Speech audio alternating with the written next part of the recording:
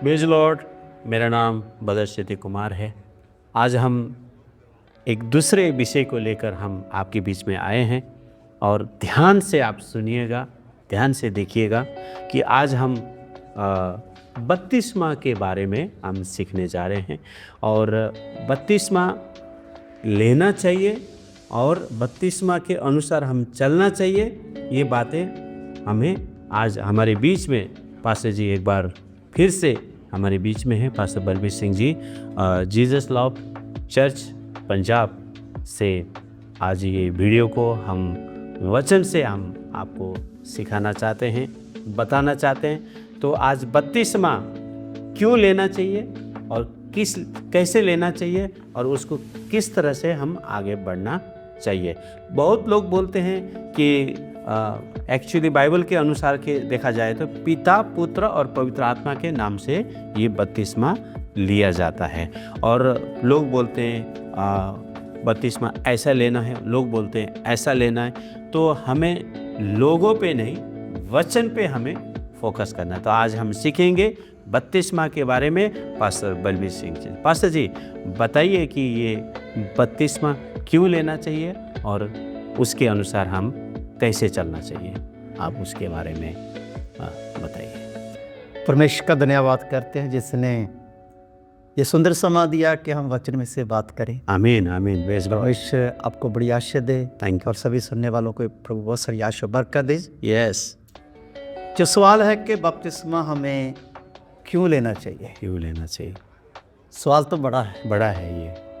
पर बाइबल इसके बारे में क्या बताती है, हम बाइबल में से ही देखेंगे। जब हम वचन को पढ़ते हैं तो हमें यूहन्ना जी मिलते हैं जो बपतिस्मा देते हैं जी।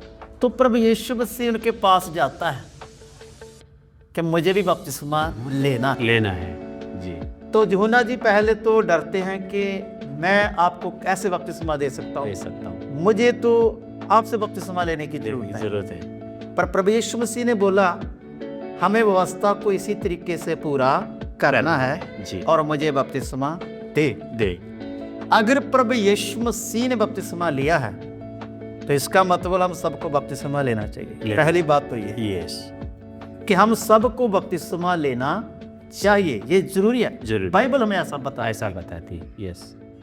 तो दूसरी बात ये है कि बपतिस्मा अगर यूहन्ना जी वाला आपने ले लिया है तो उसे कोई गलत नहीं कह सकता जी, क्योंकि प्रभु यीशु मसीह ने भी उसी बपतिस्मे को लिया है। पास्टर जी ने सवाल किया कि कोई कहता पिता, पुत्र, पवित्र आत्मा के नाम से बपतिस्मा जो है वो हम सबको लेना चाहिए। दूसरा कहता नहीं, ये नहीं लेना चाहिए। अब पहली बात तो आपने सीख लिया कि बपतिस्मा लेना तो हम सबका जरूरी है। बिना बपतिस्मे के नहीं हम कोई भी विश्वासी उद्धार नहीं पाएगा। बपतिस्मा जरूरी है।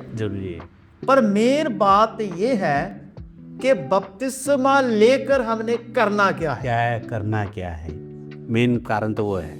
चाहे आपने यूहन्ना जी वाला ले लिया है, चाहे आपने मत्ती 28:19 में जो प्रभु यीशु मसीह ने कहा कि जाओ उनको पिता, पुत्र, पवित्र आत्मा के नाम से बपतिस्मा दो, चाहे आपने वो ले लिया है, चाहे कोई आकर आपको ये बोलता है कि नहीं इससे एक और बड़ा बपतिस्मा है, इससे बढ़कर है, वो जो प्रेरितों के कार्य 10:48 में लिखा है यीशु मसीह के नाम से बपतिस्मा लो। यीशु मसीह के नाम से बपतिस्मा लो।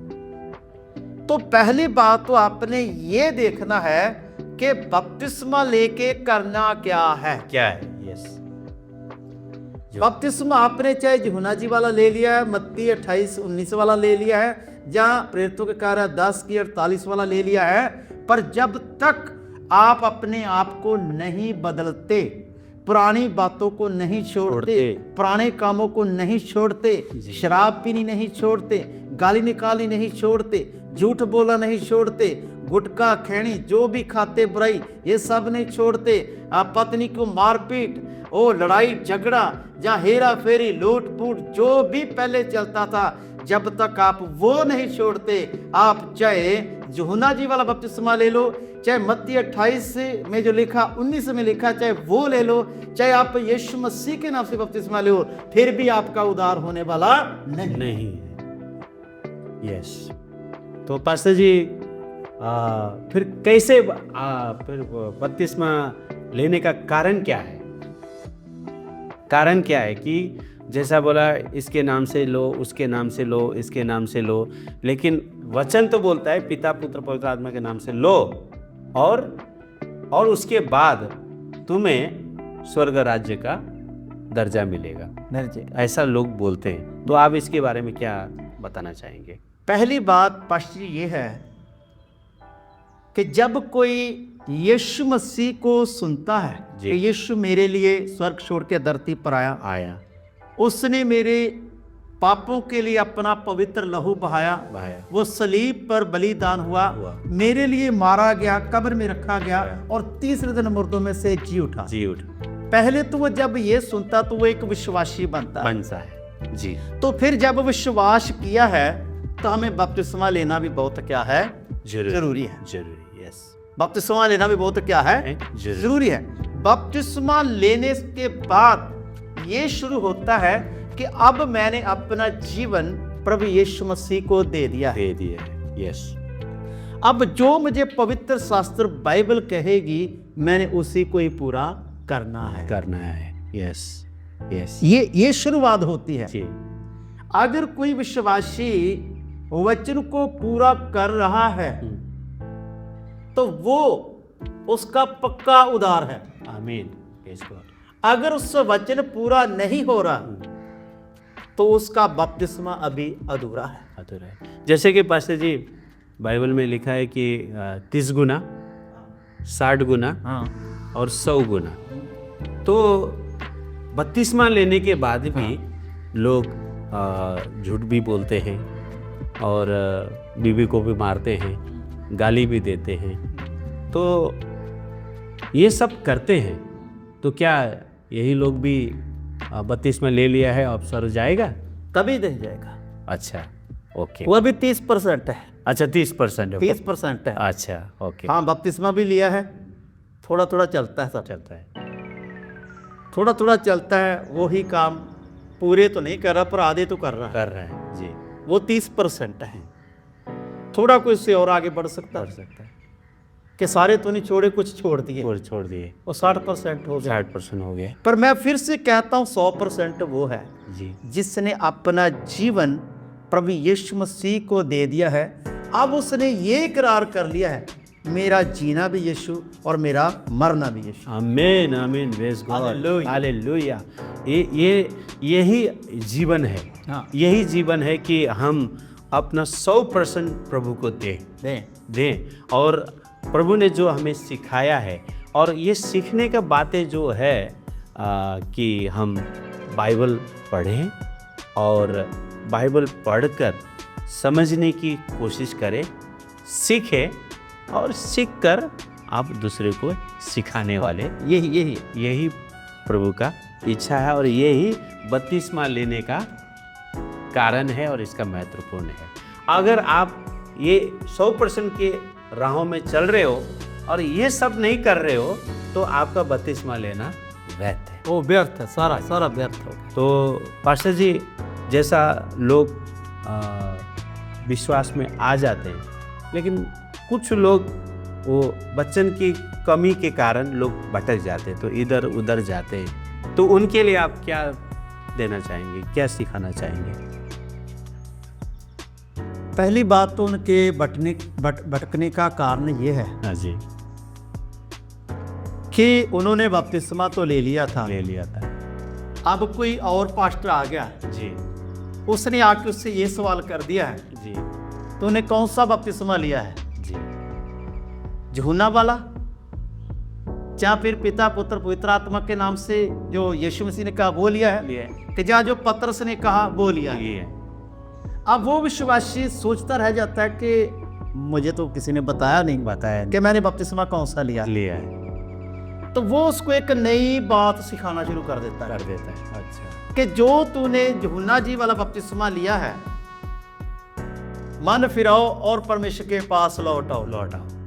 वो उस बपतिस्मे को उसने गलत ठहरा दिया, तो अब उसको वो ले गया है प्रेरितों के कार्य 10:48 में कि पतरस ने कहा था यीशु मसीह के नाम से इनको बपतिस्मा दो। तो अब भाई तेरे को दोबारा बपतिस्मा लेना पड़ेगा। अब वो विश्वासी सोच रहा है कि पहला पास्टर मुझे गलत मिला था, अब ये पास्टर सही मिला है। उसके अंदर ये विश्वास पैदा हो गया कि अब मुझे एक सही पास्टर मिला है, तो मुझे इसकी बात को मान लेना चाहिए और मुझे ये बपतिस्मा ले लेना चाहिए जी। तो उसके बाद फिर कोई तीसरा पास्टर आ जाता है, कहता कि बपतिस्मा जब लिया नदी में लिया था या पानी रुके में लिया था, कैसे लिया था, या छिड़क के लिया था, या छिड़क के लिया था जी, या तू आगे को गिरा था या पीछे को गिरा था। अब वो फिर बेचारा परेशान कि ये तो नहीं, उन्होंने तो कहा था यीशु के नाम से बपतिस्मा लो, तो मैंने यीशु के नाम से बपतिस्मा ले लिया। अब पानी खड़ा था, चलता था, ये तो मुझे कहा नहीं। अगर उसने बोल दिया कि मैंने वो एक जैसे हर चर्चों में बनता है कि हॉल बन जाता है, टैंक बन जाता है, उसमें बपतिस्मा सब लेते हैं, तो वो पास्टर उसको बोल देता है नहीं, यूहन्ना जी तो चलते हुए पानी में बपतिस्मा देते थे, इसलिए तेरा गलत बपतिस्मा तुझे चलते हुए पानी में लेना चाहिए। चलते हुए पानी में। अब वो सोच रहे थे, अब वो दोनों पास्टर सही नहीं मिले थे, अब ये पास्टर मेरे को सही मिले। अब वो विश्वासी भाई तीसरी जगह पर पहुंच गया। अब उसको समझ नहीं आ रहा कि मैं किधर जा रहा हूं, मैं कहां जा रहा हूं, वो समझ नहीं पा रहा। कभी कोई पास्टर उसके पास आके कुछ बोलता है, कभी कुछ बोलता है। अब वो बाइबल में से निकल के आप पास्टरों के पीछे चला गया है, वो पास्टरों के पीछे चला गया। पर मैं अगर आपको बाइबल के वचन में से बताऊं, जब हम पहला क्रंथियों और उसका 1:13 पढ़ते हैं तो वहां संत पौलुस 3 आदमियों का नाम लेता है। कहता है तीनों को छोड़ के मैं नहीं समझता कि मैंने किसी और को बपतिस्मा दिया है। संत पौलुस ने सबसे ज्यादा सेवा की, जगह जगह कलीसियाओं की स्थापना की, पर अब वो 3 आदमियों का नाम लेके कहता मैं इनको छोड़ और किसी को बपतिस्मा नहीं दिया है जी। यस, वो बपतिस्मे को एक बड़ी बात नहीं मान रहा है। अगर वो बपतिस्मे को बड़ी बात मानता तो वो अपनी पूरी लिस्ट सामने रखता कि मैंने इतने लोगों को बपतिस्मा दे दिया। वो अपनी पूरी लिस्ट रखता है, पर नहीं, वो ये समझाना चाहता था कि जब तक आप बपतिस्मा लेकर वचन को नहीं पूरा करते, यीशु मसीह के पीछे नहीं चलते, जब तक अपना क्रूस उठाकर यीशु मसीह के पीछे नहीं चलते, तब तक आपका उद्धार होने वाला नहीं है। चाहे आपने यूहन्ना जी वाला बपतिस्मा ले लिया, मत्ती 28:19 वाला बपतिस्मा ले लिया, चाहे आपने पतरस जी वाला बपतिस्मा ले लिया, चाहे आपने इधर को गिरे उधर को गिरे, चलते पानी में ले लिया, रुके पानी में ले लिया, कहीं भी ले लिया, अगर आप वचन में से बाहर हैं तो आपका बिल्कुल उद्धार होने वाला नहीं। ये 100% है, 100% है कि जैसा पास्टर जी ने सिखाया है कि बपतिस्मा लेने के बाद हम अपना जीवन प्रभु के वचन अनुसार चल रहे हैं या नहीं चल रहे हैं, वो अपने आप को हमें जांचना है। जब हम जांचेंगे और समझेंगे, सीखेंगे, तभी हम उसमें आगे बढ़ सकते हैं। जैसा कि 30 गुना नहीं, 60 गुना नहीं, 100 गुना है ना। तो आखिरी सांस तक अगर हम विश्वास में बने रहे, प्रभु के वचन में बने रहे, प्रभु की आज्ञा में बने रहे, तो डेफिनेटली वो बपतिस्मा का अर्थ सही अर्थ ये समझ आएगा। सही। तो पास्टर जी बहुत सुंदर तरीके से आपने वचनों से बपतिस्मा के बारे में आपने सिखाया और हमने भी बहुत आशीषित हुए, और हम इसी तरह से हम आने वाले समय में अलग अलग विषय में लेकर आपके बीच में आएंगे।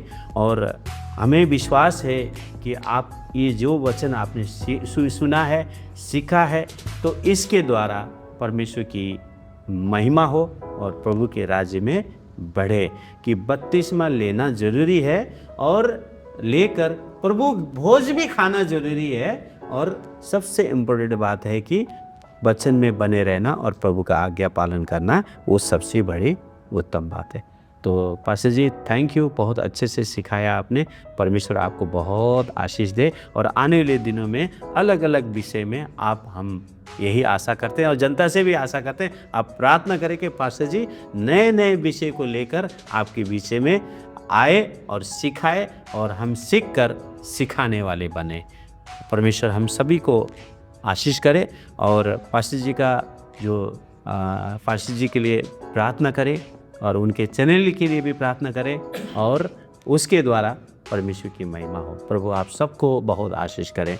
मिलते हैं अगली विषय को लेकर आपके बीच पे आएंगे। थैंक यू, धन्यवाद। जय मसीह।